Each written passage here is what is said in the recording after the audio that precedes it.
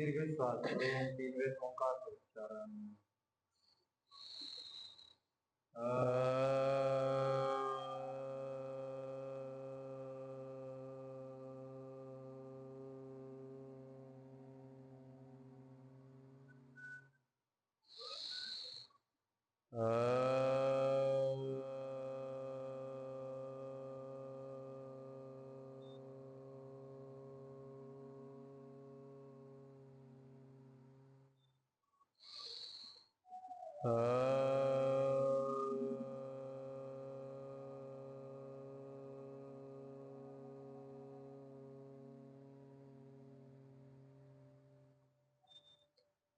ओम कृष्णाय वासुदेवाय हरये परमात्मने प्रणतः क्लेशनाशाय गोविंदाय नमो नमः।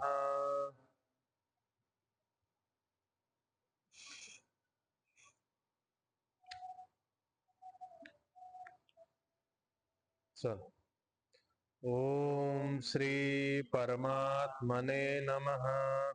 अथ द्वितीयोऽध्यायः। संजय उवाच तं तथा कृपयाविष्टम् अश्रुपूर्णाकुलेक्षणम् विषीदन्तमिदं वाक्यम् उवाच मधुसूदनः। श्रीभगवान् उवाच कुतस्त्वाकश्मलमिदं विषमे समुपस्थितम् अनार्यजुष्टमस्वर्ग्यम् अकीर्तिकरमर्जुन।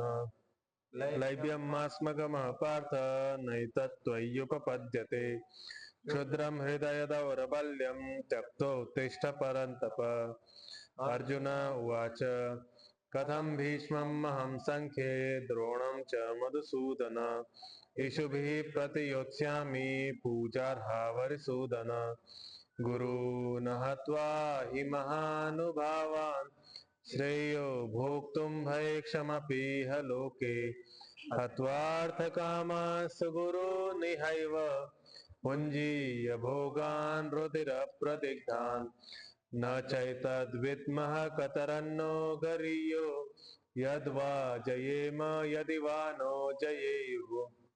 यानेव हत्वा न जिजीविषामस्तेव स्थिताः प्रमुखे धार्तराष्ट्राः। कार्पण्यदोषोपहतः स्वभावः पृच्छामि त्वां धर्मसम्मूढचेताः। यच्छ्रेयस्यान्निश्चितं ब्रूहि तन्मे शेषस्तेऽहं शाधि मां त्वां प्रपन्नम् न हि प्रपश्यामि ममापनुद्यत् यच्छोकमुच्छोषणमिन्द्रियाणाम् अवाप्य भूमावसपत्नमृद्धं राज्यं सुराणामपि चाधिपत्यम्। संजय उवाच एवमुक्त्वा ऋषिकेशं गुडाकेशः परन्तप न योत्स्य इति गोविन्दम् उक्त्वा तूष्णीं बभूवः। तमुवाच ऋषिकेशः प्रहसन्निव भारत सेनयोरुभयोर्मध्ये विषीदन्तमिदं वचः। श्रीभगवानुवाच अशोच्यानन्वशोच्यस्त्वं प्रज्ञावादाश्च भाषसे गतासून गतासूश्च नानुशोचन्ति पंडिताः। न त्वेवाहं जातु नासं न त्वं नेमे जनाधिपाः न चैव न भविष्यामः सर्वे वयमतः परम्। देहिनोऽस्मिन् यथा देहे कौमारं यौवनं जरा तथा देहान्तरप्राप्तिर्धीरस्तत्र न मुह्यति। मात्रा स्पर्शास्तु कौन्तेय शीतोष्ण सुखदुःखदाः आगमापायिनो नित्यास्तास्ति तिक्षस्व भारत। यं हि न व्यथयन्त्येते पुरुषं पुरुषर्षभ समदुःख सुखं धीरं सोमृतत्वाय कल्पते। नासतो विद्यते भावो नाभावो विद्यते सतः उभयोरपि दृष्टोऽन्तस्त्वनयोस्तत्त्वदर्शिभिः। अविनाशी तु तद्विद्धि येन सर्वमिदं ततम् विनाशम् अव्ययस्यास्य न कश्चित् कर्तुमर्हति। हन्तवन्त इमे देहा नित्यस्योक्तः शरीरिणः अनाशिनो अप्रमेयस्य तस्माद्युध्यस्व भारत।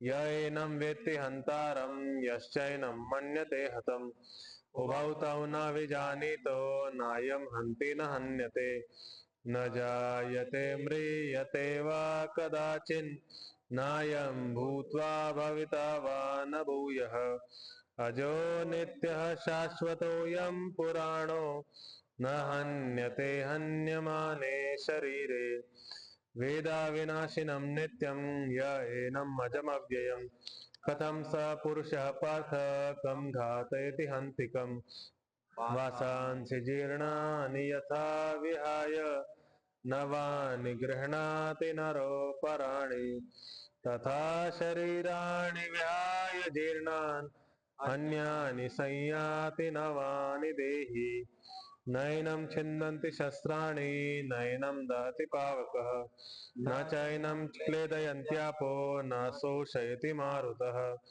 अच्छेद्योऽयं दाह्योऽयम् अक्लेद्यो शोष एव च नित्यः सर्वगतः स्थाणुरचलोऽयं सनातनः अव्यक्तोऽयमचिन्त्योऽयम् अविकार्योऽयमुच्यते तस्मादेवं विदित्वैनं नानुशोचितुमर्हसि अथ चैनं नित्यजातं नित्यं वा मन्यसे मृतं तथापि त्वं महाबाहो नैवं शोचितुमर्हसि जातस्य हि ध्रुवो मृत्युर्ध्रुवं जन्म मृतस्य च तस्मादपरिहार्येऽर्थे न त्वं शोचितुमर्हसि अव्यक्तादीनि भूतानि व्यक्तमध्यानि भारत अव्यक्तनिधनान्येव तत्र का परिदेवना आश्चर्यवत् पश्यति कश्चिदेनम् आश्चर्यवत् वदति तथैव चान्यः आश्चर्यवच्चैनमन्यः शृणोति श्रुत्वापि येनं वेद न चैव कश्चित् देहि नित्यमवध्योऽयं देहे सर्वस्य भारत तस्मात् सर्वाणि भूतानि न त्वं शोचितुमर्हसि स्वधर्ममपि चावेक्ष्य न विकम्पितुमर्हसि धर्म्याधियुद्धात् श्रेयोऽन्य क्षत्रियस्य न विद्यते यदृच्छया चोपपन्नं स्वर्गद्वारम् अपावृतम् सुखिनः क्षत्रियः पार्थ लभन्ते युद्धमीदृशम् अथ चेत्त्वम् इमं धर्म्यं संग्रामं न करिष्यसि ततः स्वधर्मं कीर्तिं च हित्वा पापम् अवाप्स्यसि अकीर्तिं चापि भूतानि कथयिष्यन्ति ते व्ययाम् सम्भावितस्य चाकीर्तिर्मरणादतिरिच्यते भयाद्रणादुपरतं मन्स्यन्ते त्वां महारथाः येषां च तं बहुमतो भूत्वा यास्यसि लाघवम् अवाच्यवादांश्च बहून् वदिष्यन्ति तवाहिताः निन्दन्तस्तव सामर्थ्यं ततो दुःखतरं नु किम् हतो वा प्राप्स्यसि स्वर्गं जित्वा वा भोक्ष्यसे महीम् तस्मादुत्तिष्ठ कौन्तेय युद्धाय कृतनिश्चयः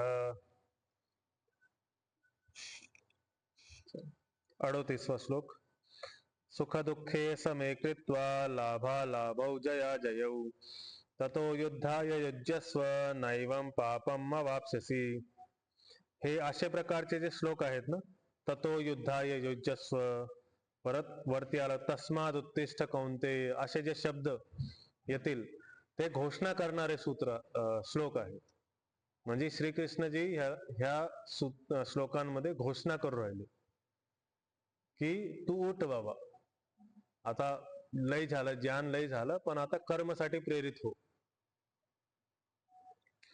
तर सुख दुःख ह्याच्यामध्ये द्विवचन आहे दोन शब्द आहेत त्यामुळे द्विवचन आहे समे ह्याच्यामध्ये पण द्विवचन आहे ठीक आहे सुख दुःख समे कृत्वा दोन दोन शब्दांचे पेयर आहेत सुख दुःख लाभ अलाभ लाभ आणि हानी जय अजय जय आणि पराजय असं हे दोन दोन शब्दाचे पेयर आहे आणि ह्या तिन्ही शब्दांमध्ये द्विवचन आहे ठीक तर यांना सम कृत्वा कृत्वा म्हणजे करून यांना सम अवस्थामध्ये करून सुख दुःख असो त्यामध्ये सम अवस्थामध्ये राहायचं लाभ हानी झाली सम अवस्थामध्ये राहायचं जय पराजय झाला तरी सम अवस्थामध्ये राहायचं ततो युद्ध आहे त्यानंतर यांना सम अवस्थामध्ये करून काय करायचं ततो त्यानंतर युद्धाय युद्धासाठी, युद्ध के लिए, युद्धासाठी, युज्यस्व, तयार हो. नैवम हे केल्यानंतर काय होणार? इथपर्यंत सेंटेन्स संपला. युज्यस्व पर्यंत सेंटेन्स संपला. युद्ध केल्यानंतर काय होणार? नैवम पापम अवाप्स्यसी. न एवम, न आणि एवम मध्ये संधी झाली. नैवम पापम अवाप्स्यसी, पापचा भागीदारी नाही बनणार. पाप तुला प्राप्त नाही होणार, कधी पण पाप प्राप्त नाही होणार असं. तर युज्यस्व इथं युज धातू आहे. युज म्हणजे 2-3 अर्थ असतात. युज योगे, युज समाधौ. आता हा युज धातू कमांड देण्यासाठी आलाय. ही जी क्रिया आलेली आहे युज्यस्व, ही कमांड देण्यासाठी, जसं श्रीकृष्णजी अर्जुनाला ऑर्डर देऊ राहिले असं.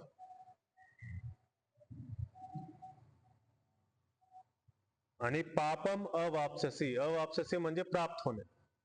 ठीक आहे, तर न पुढे जोडलाय, त्याच्यामुळे न एवम पापम, ह्या प्रकारचा पाप तुला प्राप्त नाही होणार असं. ठीक आहे, तर सुख दुःखे समे कृत्वा पहिला पाद, लाभा लाभौ जया जयू दुसरा पाद, ततो युद्धाय युज्यस्व तिसरा पाद, आणि नैवम पापम अवाप्स्यसी चौथा पाद. सर उच्चारण घेऊयात. सुख दुःखे समे कृत्वा, सुख दुःखे समे कृत्वा, लाभा लाभौ जया जयौ, लाभा लाभौ जया जयौ, ततो युद्धाय युज्यस्व, ततो युद्धाय युज्यस्व, नैवं पापम अवाप्स्यसी. नैवं पापम अवाप्स्यसि. सगळे सोबत. सुख दुःखे समे कृत्वा, लाभा लाभौ जया जयौ, ततो युद्धाय युज्यस्व, नैवं पापम अवाप्स्यसि. सुख दुःखे समे कृत्वा, लाभा लाभौ जया जयौ, ततो युद्धाय युज्यस्व, नैवं पापम अवाप्स्यसि. 39वा श्लोक. एषा ते विहिता सांख्ये बुद्धिर्योगे त्विमां शृणु, बुद्ध्या युक्तो यया पार्थ कर्मबंधम प्रहास्यसि. एषा म्हणजे आतापर्यंत सांगितलेलं, एषा सगळे, हे सगळं ज्ञान. एषा ते तुझ्यासाठी, ते म्हणजे तुझ्यासाठी. अभिहिता, अभिहिता. आता इथं ही धातू नाहीये, इथं धातू आहे धा. धा म्हणजे धारण आणि पोषण करणे. तर जेव्हा पण आपण काहीतरी बोलतोय तेव्हा आपण त्या वचनाला धारण करू, त्यामुळं त्या धाच्या जागेवरती ही असा आदेश झालेला. धाच्या जागेवरती ही शब्द रिप्लेस झाला, ही अक्षर रिप्लेस झालं, त्याच्यामुळे हा शब्द उपसर्गासोबत, अभि उपसर्ग आहे, हिता हा क्रियाचा रूप आहे. ठीक आहे, अभिहिता म्हणजे भूतकाळमध्ये म्हटलंय असं. भूतकाळमध्ये म्हटलंय म्हणजे हे जे ज्ञान आतापर्यंत जे मी सांगितलंय 36 श्लोक पर्यंत जे ज्ञान सांगितले ते मी सांगितलंय, सांगितलेली क्रिया ही भूतकाळमधली आहे. सांख्ये म्हणजे आतापर्यंत सांख्य योगचा वर्णन चालू होता. सांख्य योग मध्ये बुद्धी कशी असते, किंवा चित्त कसा असतो, किंवा आत्माचं वर्णन काय आहे, हे सगळं जे ज्ञान तुला दिलंय. बुद्धीचे 2 अर्थ होऊ शकतात. एक बुद्धी जे आपला मस्तिष्क आहे, एक बुद्धी म्हणजे ज्ञान. तर सांख्य योग मध्ये जो ज्ञान श्रीकृष्णांनी दिलाय त्याच्यामध्ये बुद्धीचा अर्थ आपण असा घेऊ, जो ज्ञान दिलाय तो मी आतापर्यंत सांगितलाय. इथपर्यंत पहिली लाईन संपली. ठीक आहे, पहिली लाईन म्हणजे श्लोकाची पहिली लाईन नाही, अर्थाची, अर्थ विवेचन करताना पहिली लाईन. एषा ते अभिहिता सांख्य बुद्धीर, सांख्य योग मध्ये जो ज्ञान आहे तो मी आतापर्यंत सांगितला. ह्याच्या पुढं योगे, योगे म्हणजे कर्मयोग मध्ये, कर्मयोगचा विषयाबद्दल सप्तमी मध्ये आहे. कर्मयोगचा विषय, सप्तमीचा अर्थ कधी कधी विषय पण असतो. तर कर्मयोगचा विषय तू, तू म्हणजे श्लोक पूर्तीसाठी म्हणा, किंवा तू म्हणजे कधी कधी तुझ्यासाठी पण, निश्चित प्रकारे असं पण म्हणू शकतो. तर 2-3 अर्थ होऊन जातात. तू इमाम, इमाम म्हणजे आता जे पुढे म्हणणार आहे, इमाम ह्याच्या पुढे जे म्हणणार आहे. श्रेणू ऐक, माझं ऐक, असं. श्रेणू म्हणजे ऐक. श्रु धातू आहे, श्रु म्हणजे श्रवण करणे, तर श्रु धातूपासून श्रेणू शब्द बनलाय. ठीक आहे. बुद्ध्या युक्तो यया पार्थ, आणि जो अशा कर्मयोगाच्या बुद्धीपासून युक्त होणार आहे तो व्यक्ती कर्मबंधनांपासून सुटून जातो. कर्मबंधम प्रहास्यसी. पार्थ, पार्थ हा संबोधन आहे अर्जुनाला. श्रीकृष्ण अर्जुनाला संबोधन करून, हे पार्थ, जो व्यक्ती ह्या कर्मयोगाच्या बुद्धीपासून युक्त होतो त्या व्यक्तीचे कर्मबंधन, जे आपण कर्माच्या बंधनामध्ये फसलेलो आहे संसार रूपी ह्या सागरामध्ये, त्या कर्मबंधनांपासून तो सुटून जातो. प्रहास्यसी, तो सुटून जाईल. पुढं कर्मयोग केलं तर सुटून जाईल असं. हास्यसी, प्रहास्यसी क्रिया भविष्यात कालची क्रिया आहे. एक भूतकालची क्रिया होती ते अभिहिता, एक वर्तमान कालची क्रिया आहे श्रेणू, आता ऐक. एक भविष्यात कालची क्रिया आहे प्रहास्यसी. ठीक आहे. म्हणजे कर्मबंधन पासून सुटून जाईल, सुटून जाईल, त्याग होऊन जाईल असं. तर इथं ते आणि अभिहिता मध्ये संधी झालेली. ते भिहिता, एषा ते भिहिता सांख्ये, पहिला पाठ. बुद्धिर योगे, बुद्धिर र यो वरती चढलाय, बुद्धिर योगे त्विमाम, तू आणि इमाम. तर उकार आणि इकार मध्ये संधी झाली व, व ला इकारची मात्रा जोडली. तू इमाम, त्विमाम. ठीक आहे. जसं आपण त्वचा बोलतो, त्व शब्द बोलतोय, त्व शब्द मध्ये फक्त इकार जोडलाय, तर त्विमाम असं. त्विमाम शृणु, बुद्धिर योगे त्विमाम शृणु. दुसरा पाद बुद्ध्या, बुद्धया नाही, बुद्ध्या. इथं द पण अर्धा आहे, ध पण अर्धा आहे, या सोबत जुडलाय. ठीक आहे. तर त्यामुळं बुद्ध्या युक्तो यया पार्थ. तिसरा पाद कर्मबंधम प्रहास्यसी, चौथा पाद. ठीक. चला उच्चारण घेऊयात. एषा ते विहिता सांख्ये, एषा ते विहिता सांख्ये, बुद्धिर्योगे त्विमां शृणु, बुद्धिर्योगे त्विमां शृणु. बुद्ध्या युक्तो यया पार्थ, बुद्ध्या युक्तो यया पार्थ, कर्मबंधम प्रहास्यसी. कर्मबंधं प्रहास्यति. सगळे सोबत. एषा ते विहिता सांख्ये, बुद्धिर्योगे त्विमां शृणु, बुद्ध्या युक्तो यया पार्थ, कर्मबंधम प्रहास्यसी. एषा ते विहिता सांख्ये, बुद्धिर्योगे त्विमां शृणु, बुद्ध्या युक्तो यया पार्थ, कर्मबंधम प्रहास्यसी.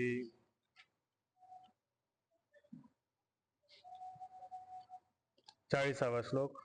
नेहाभिक्रमनाशोस्ति प्रत्यवायो न विद्यते, स्वल्पमप्यस्य धर्मस्य तरायते महतो भयात्. न इह अभिक्रम नाशो अस्ति, असे शब्द आहे. न इह अभिक्रम नाशो अस्ति. तर न इह मध्ये संधी झाली नेह, आणि ने इह आणि अभिक्रम मध्ये संधी झाली नेहाभिक्रम. नाशो अस्ति, नाशो अस्ति मध्ये संधी झाली, अवग्रह चिन्ह आणि अ लपलाय. ठीक. तर न इह अभिक्रम, अभिक्रमचा अर्थ आहे पूर्व प्रारब्ध झालेले कर्म. आपल्या प्रारब्ध मध्ये जे कर्म होते ते, त्यांचा नाश नाही होत. त्यांचे संस्कारांचा म्हणा, चित्तावरती पडणारे संस्कारांचा नाश नाही होत, असा ह्या लाईनीचा अर्थ आहे. नेहाभिक्रम नाशो अस्ति. आणि दुसऱ्या लाईनीचा अर्थ आहे प्रत्यवायो न विद्यते, म्हणजे जर त्या कर्मांमध्ये त्या कर्मांचा जर विपरीत फल भेटत असेल तर तो विपरीत फल पण आपल्याला भेटणार नाही. काही काही कर्म आपण करतो पण त्याचा उलटा परिणाम आपल्याला भेटत असतो, तर तसा पण नाही होणार. आणि स्वल्पम अप्यस्य धर्मस्य, का नाही होणार? हे दोन गोष्टी नाही होणार. कशामुळे नाही होणार? की जरी तू स्वल्प मात्रामध्ये, एकदम छोट्या मात्रामध्ये, स्वल्पम अपि अस्य, 3 शब्द आहेत. स्वल्पम मध्ये म हलंत आहे, अर्धा आहे. अपि, स्वल्पम अपि, आणि इकार आणि अकार मध्ये संधी झाली य, अप्यस्य, स्वल्पम अप्यस्य. धर्मस्य. स्वल्प मात्रामध्ये पण जर तू कर्मयोग धर्मानुसार केला तर त्रायते म्हणजे रक्षा करतो. महतो भयात. कुणापासून रक्षा करतो? महान जो भय उत्पन्न होणार आहे. महान भय इथं असं सांगितलंय की जन्म मरण हा सगळ्यात मोठा भय आहे. आपला शरीर हा जन्म मरणाच्या बंधनामध्ये पडतोय, हा सगळ्यात मोठा मनुष्यासाठी भय आहे. तो कधी आठवतो आपल्याला? मृत्यूच्या वेळेस आठवतो. जन्म घेताना आठवत नाही. जन्म घेताना जरी आठवला तरी ते संस्कार शेष राहत नाही, पण मृत्यूच्या वेळेस आठवतो. आणि परत इच्छा असते की न घ्यावा, पण त्या चित्तवृत्तीमध्ये तसा परिवर्तन होत नाही लवकर एवढं. त्यामुळं धर्मानुसार जर आपण कर्मयोग केला तर कर्मयोग काय करायचा ते पुढच्या श्लोकांमध्ये हळूहळू येईल. धर्मानुसार जर आपण कर्मयोग केला तर तो कर्मयोग आपल्याला महान भयापासून वाचवू शकतो. त्रायते, त्रा रक्षा करण्याच्या अर्थमध्ये आहे त्रायते, आणि वर्तमान कालची क्रिया आहे. त्रायते महतो महान भयात, भयापासून. ठीक. इथं अस्ति म्हणजे होणं, अस्ति म्हणजे आहे. विद्यते म्हणजे पण सत्ता. तर दोन्हीचा अर्थ आहे असा आहे. ठीक. तर पहिला पाद आहे नेहाभिक्रम नाशोस्ति. दुसरा पाद आहे प्रत्यवायो न विद्यते. तिसरा आहे स्वल्पम अप्यस्य धर्मस्य त्रायतो महतो भयात. चौथा पाद. चला उच्चारण घेऊयात. नेहाभिक्रम नाशोस्ति नेहाभिक्रमनाशोऽस्ति प्रत्यवायो न विद्यते प्रत्यवायो न विद्यते स्वल्पमप्यस्य धर्मस्य स्वल्पमप्यस्य धर्मस्य त्रायते महतो भयात्. त्रायते महतो भयात्. नेहाभिक्रम नाशोस्ति नेहाभिक्रमनाशोऽस्ति प्रत्यवायो न विद्यते प्रत्यवायो न विद्यते स्वल्पमप्यस्य धर्मस्य स्वल्पमप्यस्य धर्मस्य त्रायते महतो भयात्. त्रायते महतो भयात्. नेहाभिक्रम नाशोस्ति नेहाभिक्रमनाशोऽस्ति प्रत्यवायो न विद्यते प्रत्यवायो न विद्यते स्वल्पमप्यस्य धर्मस्य स्वल्पमप्यस्य धर्मस्य त्रायते महतो भयात्. त्रायते महतो भयात्. सगळे सोबत. नेहाभिक्रम नाशोस्ति प्रत्यवायो न विद्यते स्वल्पमप्यस्य धर्मस्य त्रायते महतो भयात्. नेहाभिक्रम नाशोस्ति प्रत्यवायो न विद्यते स्वल्पमप्यस्य धर्मस्य त्रायते महतो भयात्. धातू पण आहेत. त्यानंतर काही काही पुस्तकांमध्ये त्याचा अर्थ वेगळं काढलंय, काही पुस्तकांमध्ये त्याचा अर्थ वेगळा काढलाय. धातू म्हणजे वर्बची मूळ, वर्बचा बेसिक फॉर्म. जसं सिटिंगचा बेसिक फॉर्म सिट आहे, तर सिटचा पण बेसिक फॉर्म आहे. ठीक आहे. इंग्लिश मध्ये सिटचा बेसिक फॉर्म नाही, सिट पण एक क्रिया आहे. तसं ह्याचं इथं संस्कृतमध्ये 2000 धातू आहे. हे सगळे मूळ फॉर्म मध्ये आहे आणि ह्याची सगळी क्रिया बनते. तर अस्ति क्रिया आहे. अस्ति क्रियाची मूळ धातू आहे अस. इथं जे अस्ति शब्द आहे ना, इथं जसं विद्यते शब्द आला, विद्यते शब्दाचा मूळ धातू आहे विद जाणे. ठीक आहे. तर हे सगळे धातू हलंत मध्ये आहेत, म्हणजे अर्धे, दुसरा अक्षर जो आहे तो अर्धवट. तर ते पूर्ण करण्यासाठी पुढं प्रत्यय लागतात, म्हणजे सफिक्स लागतात, आणि सफिक्स लागून मग तो शब्द एक पूर्ण होतो, मग तो मूल धातू. एवढ्या डिटेल मध्ये का जात नाही, माझाच वेळ जातो. आणि हे जे धातू आहेत, हे धातू म्हणजे असेच तोंडातून शब्द पडले आणि झालं तसं नाही. जो बसल्याने, उठल्याने किंवा काही पण कर्म करताना जी व्हायब्रेशन निघतीये, जो नाद निघतो, नाद, त्या व्हायब्रेशनला डायरेक्ट तोंडातून काढलंय. समजतंय? त्या व्हायब्रेशन, जो व्हायब्रेशन आहे त्या व्हायब्रेशनला डायरेक्ट गळ्यातून काढलं, तो उच्चारण जो आहे तो धातू आहे. तसं इंग्लिश मध्ये नाहीये. त्याच्यामुळे संस्कृत ही वैज्ञानिक भाषा म्हणली जाते. आणि मूल भाषा आहे आपली सगळ्यांची, देव भाषा म्हणली जाते. अमृत देव भाषा. ठीक आहे. तर आपला आजचा जो श्लोक आहे, सुख दुःखे समे कृत्वा, 38वा श्लोक. त्यामध्ये सांगितलं की जे पण द्वंद्व आहेत, सुख दुःख, हानी लाभ, गरमी सर्दी, हे जेवढे पण जय पराजय, हे जेवढे पण द्वंद्व आहेत, दोन आहेत गोष्टी, ह्या दोन गोष्टींना जर सम केलं, एकसारखं केलं, किंवा ह्यामध्ये जर लिप्त नाही झालो, तर आपण कर्मबंधन मध्ये लिप्त होत नाही. तर आपण जे पाप आहे त्याच्यामध्ये लिप्त होत नाही. कसं लिप्त होत नाही हे समजण्यासाठी आपल्याला थोडस याच्या डिटेल, याच्या पहिल्या श्लोक मध्ये हेच सांगितलंय, दुसऱ्या श्लोक मध्ये थोडस डिटेल मध्ये सांगितलंय की बुद्धी ज्ञानच्या विषयी सांगणार आहेत. ठीक आहे. तर आपल्याला थोडस डीप मध्ये जाऊन ह्या गोष्टी समजावं लागतील. काही काही पुस्तकांमध्ये आता इथंच काय चालू होणार, त्रयत्वाद, द्वैतवाद, अद्वैतवादचे वेगळे कन्सेप्ट चालू होते. जिथं इथं जेव्हा सांख्याचा उल्लेख केलाय, तर सांख्याचा उल्लेख करताना कपिल महर्षी सांख्य दर्शन याचा उल्लेख केलाय का, आधी जे कोण कपिल होतं त्यांचा उल्लेख केलाय, की आधी काय सांख्य होतं त्याचा उल्लेख केला. ठीक आहे. हे सगळे वादांमध्ये फसतात. कशामध्ये? त्रयत्वाद मध्ये काही फसतात. जसं जे सांख्य दर्शन आहे, जे फिलॉसॉफी आहे, सांख्य फिलॉसॉफी, ह्या फिलॉसॉफी मध्ये ईश्वर तत्वाचा एवढा उल्लेख नाहीये, एवढं खोलून ईश्वर तत्वाला सांगितलं नाही. योग दर्शन मध्ये पण ईश्वर तत्वाला एवढं खोलून नाही सांगितलं.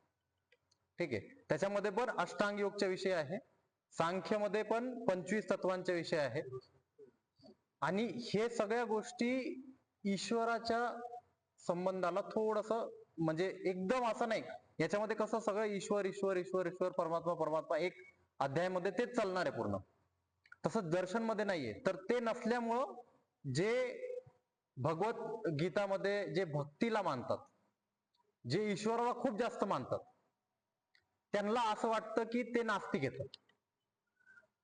त्यांना असं वाटतं की हे जे दर्शन शास्त्र येतं हे नास्तिक आहे. पण असं नाहीये, ते नास्तिक नाही येत, ते आस्तिकच आहेत, फक्त त्यांनी त्या गोष्टीला त्या प्रकारे डिस्क्राईब नाही केलं. जसं आपण योग करताना, व्यायाम करताना, मी तुम्हाला व्यायाम करताना ईश्वरचा प्रार्थना करा किंवा ईश्वरचं नाव घ्या असं नाही म्हणत, तुम्ही तुमच्या शरीरावर लक्ष द्या असं म्हणतो. बरोबर. तर तिथं पण सांख्य दर्शन मध्ये सांख्यच्या विषयी सगळ्या 25 तत्वांच्या विषयी सांगितलं. त्या 25 तत्वांमध्ये पुरुष पण आहे, ज्याला आत्मा म्हणून डिफाईन केलेला आहे, ज्याला ना ईश्वर सांगितलंय ना परमात्मा सांगितलंय, काहीच नाही, फक्त पुरुष ही एक चेतन शक्ती, चेतन तत्व आहे एवढंच म्हणून सांगितलं. ते आता परमात्मा पण असू शकते, जर भव्य दृष्टीने पाहिलं तर परमात्मा पण असू शकते, आणि सूक्ष्म दृष्टीने पाहिलं तर जीवात्मा पण असू शकते. ठीक आहे. त्याच्यामुळं डिफरन्शिएट इथून पुढे कसं होणार की त्रयत्वाद वेगळं सांगणार आणि अद्वैतवाद वेगळं सांगणार. मी तुम्हाला दोन्ही प्रकारे सांगणार की इथं फरक कसा करायचा. ठीक आहे. तर पाप कसा आपल्याला लागणार नाही, जर आपण ह्या द्वंद्व मध्ये फसलो नाही तर पाप कसा लागणार नाही. याच्या आधी सांगितलं होतं एकदा पहा, की आत्मा जी आहे ती अव्यक्त आहे आणि एकटी आहे, म्हणजे दुसरं काहीच नाहीये, त्याच्यामध्ये विकार काहीच नाहीये, ती काय आहे? एकटी आहे. पण ज्या वेळेस ती आत्मा चित्त सोबत एकात्म होते, चित्त सोबत ज्यावेळेस ती जुडली जाते, त्यावेळेस ती जुडली जाते दोन गोष्टींनी. चित्त सोबत जोडण्यासाठी तिथं दोन गोष्टी आहेत, बुद्धी आणि अहंकार. ठीक आहे. बुद्धी आहे आणि अहंकार आहे. सगळ्यात पहिला आहे बुद्धी. बुद्धीचे 3 रूप सांगितले, सत्व रजस तमस. ठीक आहे. सत्व क्रिएटिव्ह आहे, रजस मूव्हमेंट आहे, क्रिएशन झाल्यानंतर त्या क्रिएशन मध्ये मूव्हमेंट आहे, आणि तमस म्हणजे डिस्ट्रक्शन आहे, स्थूलता आहे किंवा डिस्ट्रॉय झालेला आहे, नाशवान आहे. ठीक आहे. तर असे हे 3 प्रकृतीचे मूलभूत, त्याच्यातून बुद्धी उत्पन्न झाली, त्याच्यातून अहंकार, आणि अहंकारच्या नंतर मग चित्त, असं आत्मा कनेक्ट झाली चित्त सोबत. ठीक आहे.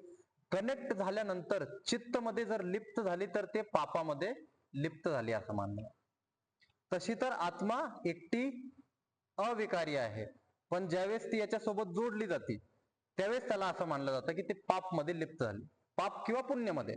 इथं फक्त पापचं नाव घेतलंय काऊन की श्रीकृष्ण त्याला प्रेरित करतायत युद्धासाठी. आणि किती वेळेस युद्धाचं नाव घेतलं की युद्धासाठी उभा राहा, युद्धासाठी उभा राहा, युद्ध कर, युद्ध कर, युद्ध कर. त्याची मानसिकता बदलण्यासाठी कंटिन्यूस तीच हॅमरिंग चालू आहे ब्रेन मध्ये. ठीक आहे. तर इथं पापचा विषय घेतला, पुण्याचा पण सेम असणार आहे, पण इथं पुण्याचा विषय घेतला नाही, काऊन की त्याला काय करायचं, युद्ध करायला लावायचं. असं पण म्हणू शकत होते की पुण्यामध्ये पण तू लिप्त होणार नाही. जर निष्काम आहे तर पाप तर लागणार नाही हे तर मान्य आहे, पण पुण्य पण लागणार नाही हे पण मानावं लागेल. जर द्वंद्वातून मुक्त होताय तर दोन्ही मधून मुक्त होणार. असं होणार नाही की तुम्ही एकातून मुक्त झाले आणि एकात राहिले, असं होणार नाही. तर दोन्ही मधून मुक्त होणार. ठीक आहे. तर द्वंद्व मधून मुक्त करणं म्हणजे बुद्धी ज्यावेळेस निर्णय घेणार त्यावेळेस ती निर्णय घेताना फक्त कर्म करणार, ती त्याच्यासोबत पॅटर्न्स नाही बनवणार. समजतंय? एक समजा एक आत्मा आहे, एक चेतना शक्ती आहे, प्युअर शुद्ध, पाण्यामध्ये गेली. पाण्यामध्ये गेल्यानंतर तिने पाण्याला अनुभव केलं, पाण्याला अनुभव केलं. त्याच्यानंतर दगडांना अनुभव केलं, दगड, माती, झाड, सगळ्या गोष्टींना अनुभव केलं, प्रकाश अनुभव केला. अशा वेगळ्या वेगळ्या गोष्टी अनुभव केल्यानंतर तिला ते प्रकाश अनुभव करण्यासाठी तिने हळूहळू डोळ्यांचा निर्माण केला. प्रकाशला अजून चांगल्या पद्धतीने अनुभव करण्यासाठी तिने डोळ्यांचा निर्माण केला. तसंच जलला अजून चांगल्या पद्धतीने अनुभव करण्यासाठी टेस्टचा निर्माण केला. असंच वेगळ्या वेगळ्या तत्वांचा अनुभव करून त्यांनी वेगळे वेगळे इंद्रिय बनवले. आणि असे इंद्रिय बनवताना त्याच्यामध्ये संस्कार छापले गेले आणि तेव्हा जाऊन इंद्रिय बनले. समजतंय? ज्यावेळेस एक गोष्ट परत परत परत परत परत परत परत परत आपण करतो त्यावेळेस त्याचा संस्कार बनतो. आणि संस्कार म्हणजेच पाप किंवा पुण्य, पाप संस्कार किंवा पुण्य संस्कार. तर आपल्याला इथं समजणं हे गरजेचं आहे की जर सुख दुःख मध्ये, लाभ हानीमध्ये आपण फक्त कर्म केलं, आपण लाभचा विषय नाही केला, आपण अलाभचा विषय नाही घेतला, आपण जयचा विषय नाही घेतला, पराजयचा नाही, आपण सुखचा नाही, दुःखचा नाही, याचा विषय डोक्यातून काढून टाकला आणि फक्त माझं जे निहित कर्म आहे ते कर्म केलं, तर मी कोणत्याही बंधनमध्ये लिप्त होत नाही.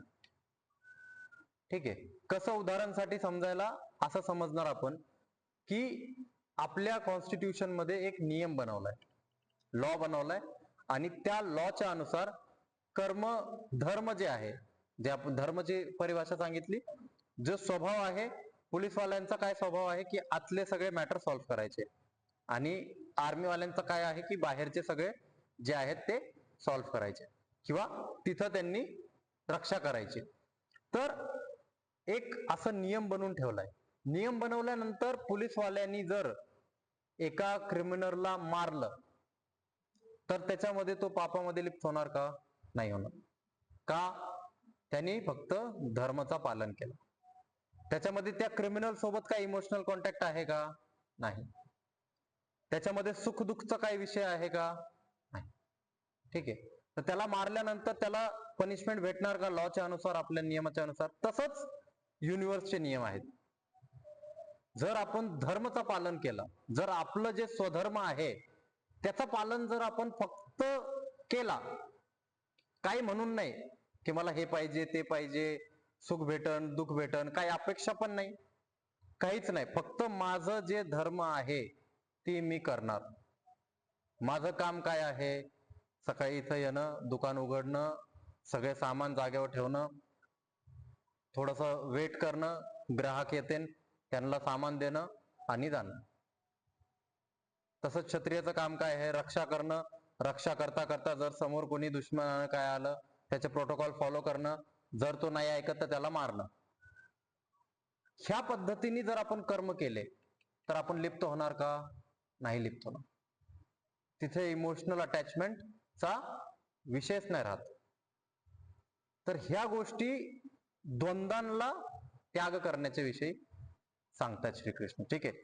पहिल्या श्लोक मध्ये 38व्या मध्ये पण आणि 39व्या मध्ये पण, की मी आतापर्यंत तुला आत्माच्या विषयी सांगितलं, तर आत्मासोबत कनेक्ट करूनच ह्या गोष्टी सांगणार आहे. धर्म सोबत कनेक्ट करूनच ह्या गोष्टी सांगणार आहे. काय गोष्टी सांगणार आहे? की बुद्धियोग काय आहे,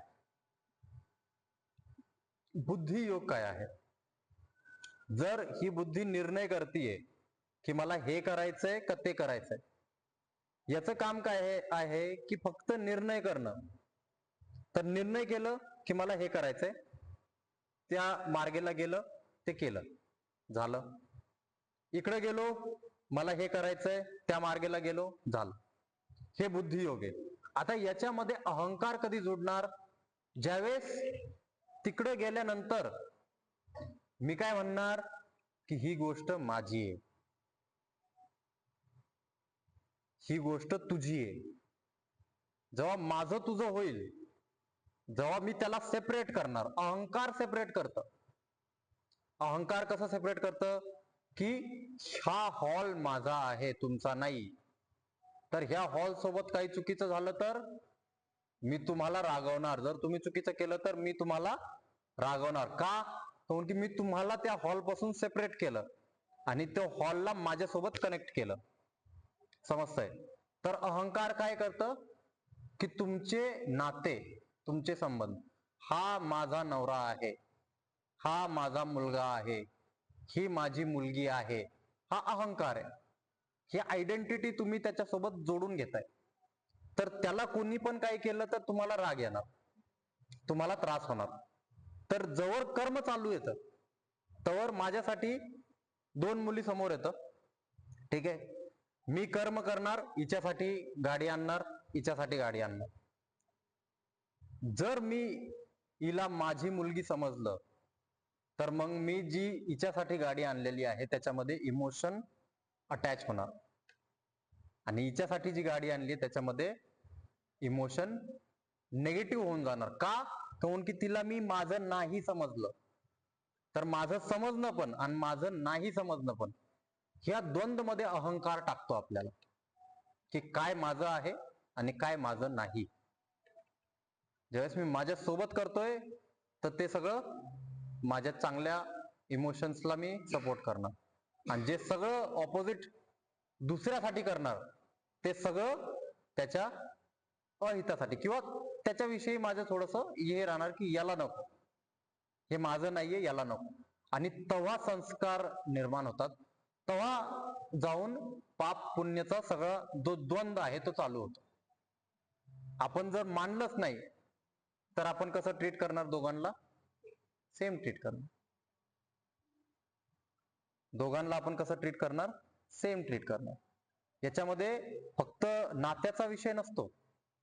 माझ्या वर्गामध्ये मुलं आहेत, ठीक आहे. एखाद्या मुलाची माझ्यासोबत मानसिकता मिळत असेल आणि तो व्यायाम नाही केला त्याने, तरी मी त्याला काही म्हणणार नाही. का? मी त्याला माझ्या मानसिकता सोबत माझं समजलं की हा माझ्या मानसिकतावाला आहे, तर मी याला काही म्हणणार नाही. आणि तसंच दुसरा, दोन्ही मुलं सेम येतं, दुसरा त्याची मानसिकता माझ्यापेक्षा वेगळी आहे, तर मी लगेच त्याला काहीतरी म्हणणार. तो व्यायाम नसन करत तर त्याला लगेच तिथं मी वेगळं ट्रीट करणार, इथं वेगळं ट्रीट करणार. हे जे याला काय म्हणतो आपण, वेगळं वेगळं ट्रीट करणार म्हणजे डिस्क्रिमिनेशन म्हणा, किंवा अजून एक शब्द आहे तो शब्द ते त्याला डिस्क्रिमिनेट करणं किंवा त्याला जास्त देणं, याला कमी देणं. ह्या सगळ्या गोष्टी कधी चालू होतात? ज्यावेळेस अहंकारचा द्वंद्व चालू होतो. तर ह्या द्वंद्वपासून अलिप्त राहून जर आपण कर्म केले, बुद्धी फक्त बुद्धीपर्यंत आपण जर राहिलो, बुद्धी योग म्हणजे बुद्धी सोबत जर आपला योग राहिला फक्त, तर आपण पाप मध्ये लिप्त होत नाही. कर्मबंधन मध्ये आपण गुतत नाही. कर्मबंधन मध्ये गुंतणं म्हणजे हेच की याच्यासोबत कनेक्शन बनवलं आणि कर्मचा बंधन बनला तो. माझे कर्म म्हणजे ही मूव्हमेंट आहे आणि ही मूव्हमेंट कनेक्ट झाली म्हणजे बंधन बनलं, जोडली गेली. आता मी तिथून सरकू नाही शकत. मी तुमच्यासोबत स्वतःला कनेक्ट केलं तर मी त्याला तोडू नाही शकत. तो बंद झाला एक. तो जसा बॉन्ड असतो ना, कोव्हॅलंट बॉन्ड असतो तसा तो बॉन्ड झालाय. आता तुमच्यामध्ये माझ्यामध्ये बॉन्ड झालाय. त्याच्यामुळे आता मी त्या बंधन मध्ये फसलोय, गुंतलोय. त्याच्यामधून जर मला निघायचंय तर काय सोडावं लागेल? अहंकार सोडावा लागेल. ठीक. तर ह्या प्रकारे आता बुद्धियोगच्या विषयी, बुद्धी प्रकारे जो युक्त होतो, बुद्धीमध्ये जो युक्त होतो तो कर्मबंधन मध्ये गुंतत नाही. याच्या पुढे जी चर्चा आहे ती सगळी निष्काम कर्मची आहे. निष्काम कर्म म्हणजेच कामना रहित. कामना म्हणजेच अहंकार येतो. ठीक आहे. आणि 40वा श्लोक, 40व्या श्लोक मध्ये जी मी तुम्हाला सांगितलं की इथं त्रयत्वाद अद्वैतवादचे खूप गोष्टी येणार आहेत. तर इथं काय सांगितलंय की असे कर्म केल्याने ना तर तुला काही नुकसान होणार, नाही तुला काही याचा लाभ होणार. याचं नुकसान पण काही नाही, याचा लाभ पण काही नाही. ठीक आहे. तर याच्यामध्ये छोटी प्रकारचे कोणते कर्म जरी केले आपण, याच्यामध्ये छोटे प्रकारचे जरी कर्म जर आपण केले तर तुला भयपासून हे लांब ठेवतं. एक असतं की आपल्याला कॉन्फिडन्स आहे, एक असतं की आपल्याला भीती आहे. एक कर्म करताना आपल्याला खूप चांगलं वाटतं की हे कर्म करताना मला कोणत्याही गोष्टीची भीती नाहीये, आणि एक असतं की मला थोडीशी भीती वाटते. तर ह्या दोन्ही गोष्टी पण कशासोबत आहेत? द्वंद्व मध्येच गुंतलेल्या आहेत. तर अद्वैतवादी याचं डेफिनेशन वेगळं करतात. ह्या श्लोकाचं डेफिनेशन, अद्वैतवादी याचं डेफिनेशन जसं सरांनी सांगितलं तसं करतात. काय की जुने कर्म माझ्या जुन्या कर्मांमध्ये त्या कर्माचे जे फल आहेत त्यामध्ये मी लिप्त, त्यामध्ये मी अडकणार नाही. ठीक आहे. आणि ते जुने कर्मला काही हानी होणार नाही, ते तसेच राहणार. आणि पुढचे जे आहेत त्याच्यापासून मी भयमुक्त होणार. पुढचे जे आता याच्या पुढे जे मी कर्म करणार आहे त्याच्यामधून मी भयमुक्त होणार. काय केलं तर? जर बुद्धियोगचा काम केलं तर, बुद्धियोगचा वापर केला तर. ठीक आहे. तर अशा प्रकारे बुद्धीच्या विषयी इथं चर्चा. आता जे एक एक स्टेप आहे ते एक एक स्टेप पण सांगणार, की जसं मी तुम्हाला सांगितलं की प्रकृतीला महत म्हणतो, त्याच्यातून बुद्धी उत्पन्न झाली, त्याच्यातून अहंकार उत्पन्न झाला. आता एक डायरेक्शन मध्ये जर मी जातोय तर साहजिक आहे की भरपूर गोष्टी माझ्या समोर येणार आहेत. कोणत्या पण डायरेक्शन मध्ये कोणताही निर्णय घेतला, बुद्धीचं काम आहे निर्णय घेणं. कोणताही निर्णय घेतला तर जो पण निर्णय घेतला त्या निर्णय घेतल्यानंतर त्याच्यामध्ये जेवढे तत्व येणार माझ्या समोर, माझ्या कॉन्टॅक्ट मध्ये, ते सगळ्या तत्वांना मी काहींना माझं समजणार, काहींना माझं नाही समजणार, काहींना माझं समजणार, काहींना माझं नाही समजणार. हे जे मी माझं समजणार ते अहंकार झालं, जे माझं नाही समजणार ते बाहेरची दुनिया झाली, सगळं भौतिक जगत झालं. जे मी माझं नाही समजत, जे मी माझं समजतोय, शरीर माझं समजतोय, मन माझं समजतोय, हे कशामुळे समजतोय? अहंकारमुळे समजतोय. पण हे माझं आहे का? नाही. तर हे समज कशामुळे आली? अहंकारमुळे आली. त्यांनी त्याला आयडेंटिफाय केलं ऍज मी आहे असं आयडेंटिफाय केलं तर ते अहंकारमुळे. आणि त्याच्यानंतर मग चित्त निर्माण होतं. ही मी आहे, ही मी आहे, ही मी आहे, ही मी आहे, ही मी आहे, ही मी आहे, ही माझं, हे माझं, हे माझं, हे माझं, हे माझं, असं सगळं चित्त निर्माण झालं. लहानपणी ही माझी आई आहे, ही माझे बाबा आहेत, हे माझं घर आहे, ही माझी गाडी आहे, ही माझी शाळा आहे, हे माझे मित्र आहेत, असं सगळं चित्त निर्माण झालं. आणि ह्या चित्तामध्ये मग एक एक वृत्ती ऍज इमोशन डेव्हलप झाली. 50 वेळेस ज्यावेळेस एकच वृत्ती फिरली तर ते इमोशन डेव्हलप झालं. तर ही माझी आई आहे, अहंकार. त्यानंतर ती आईची वृत्तीमध्ये एक छाप पडली, आणि त्या आईसोबत ज्यावेळेस पण मी बोललो, ज्यावेळेस पण माझं भावना उत्पन्न झाली तर त्या चित्तमध्ये त्या आईच्या पॅटर्न मध्ये ती भावना, ती मेमरी, ती स्टोरेज सगळं भरत गेलं. आता त्याच्यासोबत एखादी गोष्ट मला त्याला तोडायचा प्रयत्न करणार तर मला राग येणार, तर मला दुःख होणार.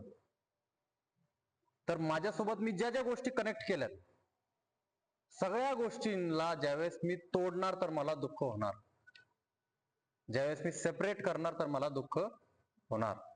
कारण की सेपरेशन आणि डिस्ट्रक्शन हे दुःखाचं कारण आहे, अक्युम्युलेशन आणि क्रिएशन हे सुखाचं कारण आहे. ठीक आहे, याच्यामध्ये काही प्रश्न असतील तर विचारा. तुम्ही म्हणते ना आपल्याला जेव्हा माझं होतं त्यावेळेस तो हक्कात क्रिएट तो बोलला तर आपल्याला त्याचा हा, पार्ट ते सोडून आपल्याला कर्म करायचे तर आपल्याला द्वंद्वामध्ये आपण फसत नाही. पण मग असं पण होतं ना, समजा उद्या मुलीला तुम्ही काय बोलणार नाही, मी जर आज काय ठेवलं नाही माझ्या येईल तिला कधी वाईट बोललं तर मला पण वाईट वाटतं. आपण ते इमोशन ठेवलं नाही तर मग ते असं पण होतं ना की असा कसा माणूस परिस्थिती अनुसार. हे पहा, इथं काय असतं, तुम्हाला धर्म करायला सांगितलंय, तुम्हाला धर्म करताना हा विचार नाही करायचा असं सांगितलंय. जर तुमची आई सोडा, तुमचा भाऊ आहे, ठीक आहे, तुमच्या भावाने बाहेर जाऊन एका दुसऱ्या मुलाला काही कारण नसताना किंवा त्याची चूक नसताना मारलं, तर तुमच्या भावाला पोलिसांनी उचलून नेलं. आता तुम्ही पोलिसाला म्हणणार का की मी माझ्या भावाची स्टँड घेतलीये? तुम्ही काय करणार तिथं, याची चूक आहे याला आतमध्ये टाका, बस हेच धर्म आहे. मग आईला तुम्ही आई म्हणून नाही समजायचं तिथं. मग इथं का आचार्य म्हणून आचार्याला नाही समजलं? मग त्यांनी युद्ध नाही करायला पाहिजे ह्या हिशोबाने, तर जसं तुम्ही म्हणताय त्या हिशोबाने. पण तेच श्रीकृष्ण सांगतायत की जर तू फक्त धर्माला पाहिलं तर तू ह्यामध्ये लिप्त होणार नाही. जर आचार्याचा संबंध तू तिथं ठेवला, आचार्याचा संबंध नाहीये सध्याला, सध्या तू युद्धभूमीमध्ये आहे आणि ते तुझ्या समोर आहेत, तर ते तुझे शत्रू आहेत. युद्धभूमीच्या अनुसार, युद्धाच्या नियमाच्या अनुसार ते तुझे शत्रू आहेत आणि तुझ्या धर्माच्या अनुसार तू त्यांना मारायला पाहिजे, एवढंच. जर त्यांना आचार्य समजलं असतं तर, जसं तुम्ही म्हणताय की मी आई समजले आणि मी बोललेच नाही, तर मग मला तर खूप हे म्हणतील, मग याला पण म्हणतील की तू कसं काय तुझ्या आचार्यांना मारलं. पण इथं धर्माची गोष्ट चालू. समजा तुम्ही कडून तुम्ही धर्म काढता, जे समोर माझ्यापेक्षा मोठे आहे, तेव्हा मोठ्यांना पण माघारी बोललं तर हे झालं. तेच तर ते म्हणतोय ना अर्जुन. अर्जुन तेच म्हणतोय की मी ज्यांना, त्याच्या समोर तर किती मोठे आहेत, गुरुजन आहेत ना, परिजन आहेत ना. पण ते तर तोच, ही गोष्टच तर काहीच नाही, काहीच नाही, काहीच नाही. परिस्थिती, जर आईने चूक केली आहे तर आईला त्या गोष्टीचं नुकसान भोगावं लागणार. तुम्ही जर माझी आई आहे म्हणून लिप्त होताल तर तुम्हाला पण त्या गोष्टीचं नुकसान भोगावं लागणार. जसं आपण हे कर्मफल असं आहे, जसं आपण आंबाच्या झाडावर आंब्याची पोळी टाकली जमिनीमध्ये तर ते काही वर्षांनी आंबाच देणार ना, त्याच्याऐवजी चिकू केळा वगैरे, सफरचंद वगैरे असा प्रकार नाही. मग आईने जसे कर्म केले असेल त्यांच्यासोबत जर विपरीत व्यवहार केला तर आईला तर पनिशमेंट होणारच आणि तुम्ही मध्ये गेले तर तुम्हाला पनिशमेंट, कारण की तुम्ही आईचे वंशज आहेत. तुम्ही लिप्त होताय त्या कर्मबंधन मध्ये. कर्मबंधन मध्ये काय म्हणून लिप्त होताय की माझं आहेत असं म्हणून लिप्त होताय, मग तुम्हाला पण पनिश केलं जाणार. पनिश केलं. तुमच्या भावाने जर हा हा एक्झॅक्टली. आणि मग त्यामुळं वंश परंपरामध्ये पण कर्माचा फल वंश परंपरामध्ये पण भेटतो. आईला जो फल नाही भेटला तो मुलाला भेटेल, मुलाला जो फल अजून नाही भेटला त्याच्या मुलाला. ते कधी भेटणार? जर 10 वर्षानंतर पण मी अजून असंच मानून चालतोय की हे माझे आजोबा आहेत, मी अजून हेच मानून चालतोय की हे माझे आजोबा आहेत, मी अजून त्यांना मुक्त केलंच नाही, मग श्राद्ध का करतो आपण? मुक्त करण्यासाठीच करतो ना. 10वा 13वा हे सगळं मुक्त करण्याची प्रक्रिया आहे की आमच्यापासून मुक्त व्हा किंवा तुम्ही तुमचं मुक्त व्हा. तर मुक्त नाही झाले तर काय होणार? आपण आपलं समजून चाललो 10 वर्षानंतर पण मग त्यांची घेतलेली जमिनीची जे कार्यक्रम आहेत ते आपल्याला राबावं लागते. हे तर किस्से आपण बघतोच आहे ना संसारामध्ये. जमिनीचे तर किती किस्से होते. फक्त 10 वर्ष नाही, 50-50 वर्ष, 40-40 वर्षापासून लोक धरून बसलेले आहेत की हे माझं आहे, हे माझं आहे. मग धरून बसतात तर त्यामध्ये त्याचे जे पाप आहेत ते लिप्त होणार त्याच्यासोबत. ठीक आहे. तर असं आहे की ज्यावेळेस आपण धर्मच्या विषयी बोलतो त्यावेळेस काहीच नाही, त्यावेळेस मग काही नाही येत, द्वंद्व येणारच नाही, संबंध येणारच नाही, सुख दुःख येणारच नाही, लाभ हानी येणारच नाही, जय पराजय येणारच नाही. जय पराजयचा विषय जर डोक्यात ठेवला तरी पाप मध्ये लिप्त होणार, की मी जिंकणारच किंवा मी हारणारच, तरी तो त्या पद्धतीने कर्म नाही करू शकणार, त्या पद्धतीने त्याचा धर्मचा जो पालन करायचा तो नाही करू शकणार. की मी जिंकणारच असा विषय केला, असा विचार केला तर तो ओव्हर कॉन्फिडन्स मध्ये जाईल आणि चुकीचे मार्गाला जाईल. एक्सेप्टच नाही करू शकत, हँडलच नाही करू हा, एखादी गोष्ट जर विपरीत झाली तर तो तिथं विचलित होऊन जाईल आणि हानी मी हारणारच आहे असं विचार केला तर त्याचे जे बाण बरोबर जागेवर लागायचे तिथं लागणारच नाही. त्याच्यामुळं तिथं पडायचंच नाहीये, द्वंद्व मध्ये पडायचंच नाहीये, धर्मचं पालन करताना द्वंद्व मध्ये पडायचंच नाहीये. जर माझ्या बंधूंनी एखाद्याचा मर्डर केला, मी जर त्याला वाचवायचा प्रयत्न करतोय तर मी पण त्याच्यामध्ये लिप्त होणार. आणि जर मी सोडून दिलं, मी त्याला पकडून पण देत नाहीये पोलिसांकडं, मी त्याला काहीच नाही करत आहे, तू तुझ्यावर राहा, तर मी त्याच्यासोबत लिप्त होणार नाही. ही खूपच असं तुम्ही म्हणता की हे इमोशनली दगड बनवतात आपल्याला, पण तेच आहे, ऍक्च्युली तेच आहे. आज ते प्रॉब्लेम तर यांनी सॉल्व्ह होतात ना, कारण की आपण जेव्हा फॅमिली जातो एकाला जरी प्रॉब्लेम झाला तरी आपल्याला सगळ्यांना होतं. कारण की अटॅच एक्झॅक्टली. आपण जेव्हा ती सोडणार कंपॅरिझन. हा, मग ही गोष्ट सांगितली आहे हे सगळं करताना, आणि या प्रकारे जर केलं तर निष्काम कर्म होतं, कामना रहित कर्म होतं. मग कामना चांगले पण असू शकतात, वाईट पण असू शकतात. त्याच्यामुळे द्वंद्व पासून सेपरेट होऊन कर्म करायचे, निर्णय घ्यायचा पण मग द्वंद्व पासून सेपरेट राहायचं, अहंकार पासून सेपरेट राहायचं. ठीक.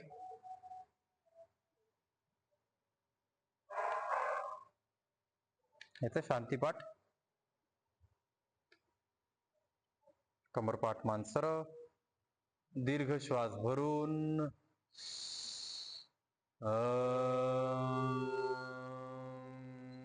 शांतिरंतरिक्षम शांतिर्पृथ्वी शांतिरापः शांतिरौषधयः शांति वनस्पतयः शांतिर्विश्वे देवा शांतिर्ब्रह्म शांति सर्वं शांति शांतिरेव शांति सामा शांतिरेधि. ओम शांति शांति शांति.